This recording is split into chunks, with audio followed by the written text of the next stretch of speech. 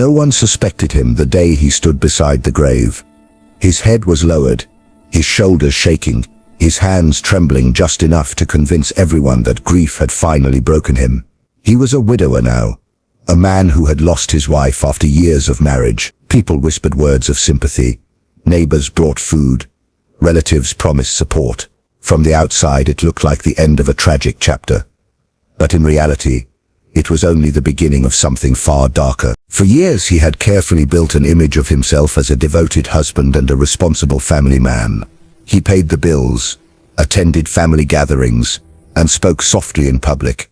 Behind closed doors, however, the atmosphere was completely different.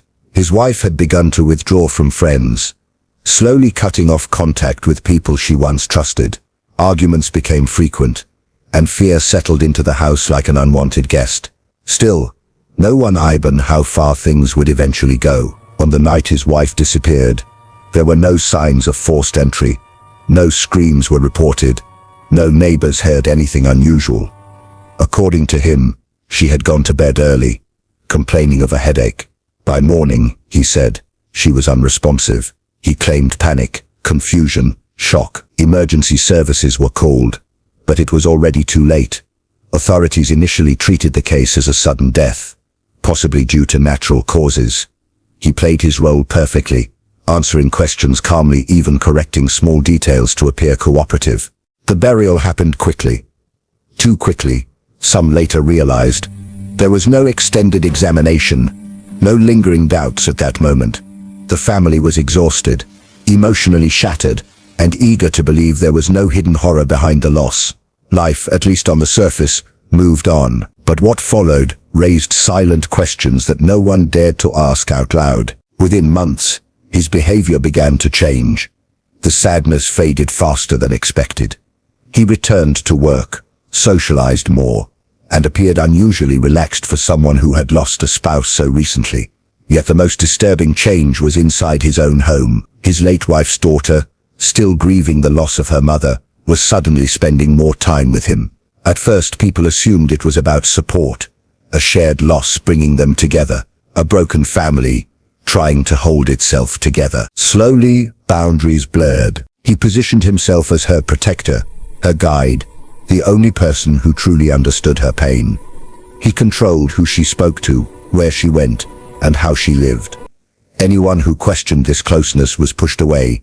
He claimed outsiders were trying to misunderstand their bond. Over time, her independence disappeared. She relied on him emotionally, financially, and psychologically. Rumors began to circulate when the unthinkable happened. He announced his intention to marry her. The reaction was shock, disbelief, and disgust. People struggled to process what they were hearing. This was not just socially disturbing, it felt deeply wrong on a human level. He defended himself with cold logic, insisting they were both adults, insisting it was mutual, insisting no one had the right to judge. Some family members cut off contact immediately. Others stayed silent, unsure how to confront something so unsettling. But silence does not erase suspicion.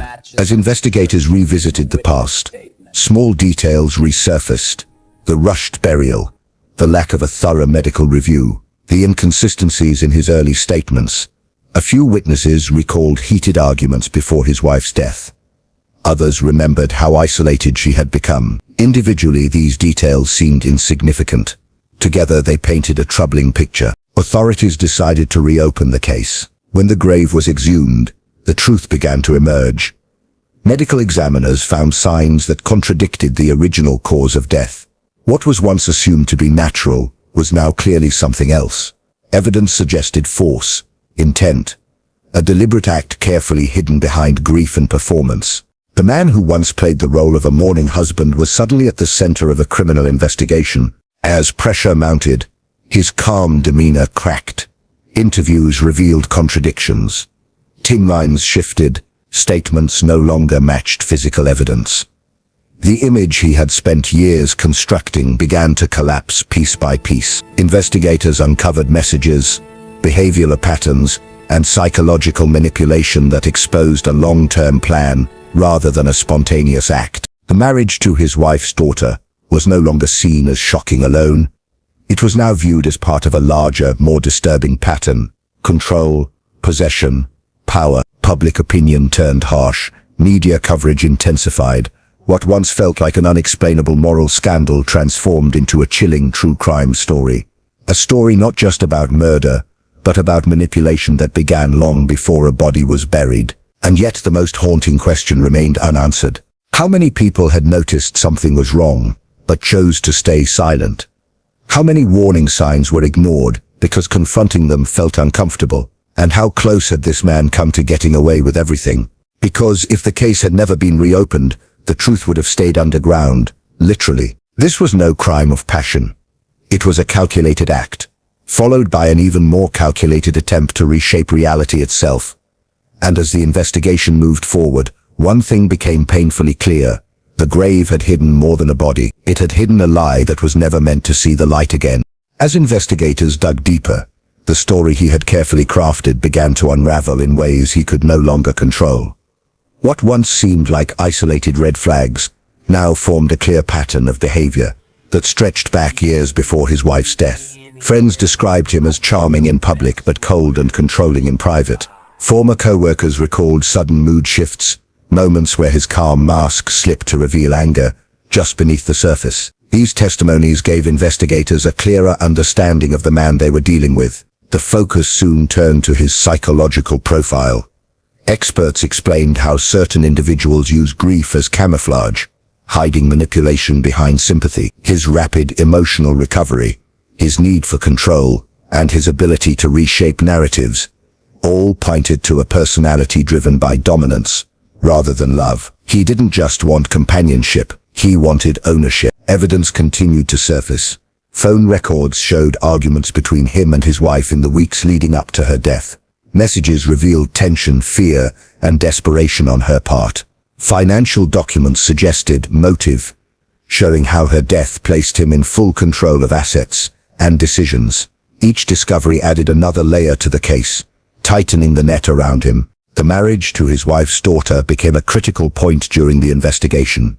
Prosecutors argued it was not an impulsive decision, but a continuation of his need to control the household. By positioning himself as her sole emotional anchor, he had isolated her from outside influence. Investigators described it as psychological entrapment, rather than a relationship built on consent. She too was a victim of a system he had carefully engineered. When the case went to trial, the courtroom was filled with tension. He entered confident, composed, dressed neatly, still clinging to the belief that intelligence and performance could save him. For a while, it almost worked. His defense focused on doubt, on human error, on the lack of immediate suspicion at the time of death. But the prosecution was prepared. They walked the jury through the timeline step by step. The rushed burial, the inconsistencies, the forensic evidence recovered after exhumation, the controlling behavior, the unnatural shift from grief to remarriage. Individually, none of these elements guaranteed guilt. Together, they formed a narrative too precise to ignore. Witnesses took the stand one after another.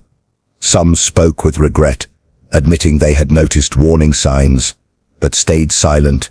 Others described moments where his wife seemed afraid, moments that only made sense in hindsight. The most powerful testimony came from experts who explained how manipulation operates quietly, often mistaken for care and concern. As the trial progressed, cracks appeared in his composure.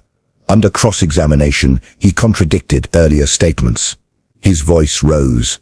His calm vanished. The man who once convinced an entire community that he was a grieving husband now appeared desperate, defensive, and exposed. The performance had reached its end. The verdict did not come easily. The jury deliberated for days, carefully weighing the evidence and the implications. When they returned, the room fell silent. He stood as the decision was read, his face frozen, his eyes fixed forward.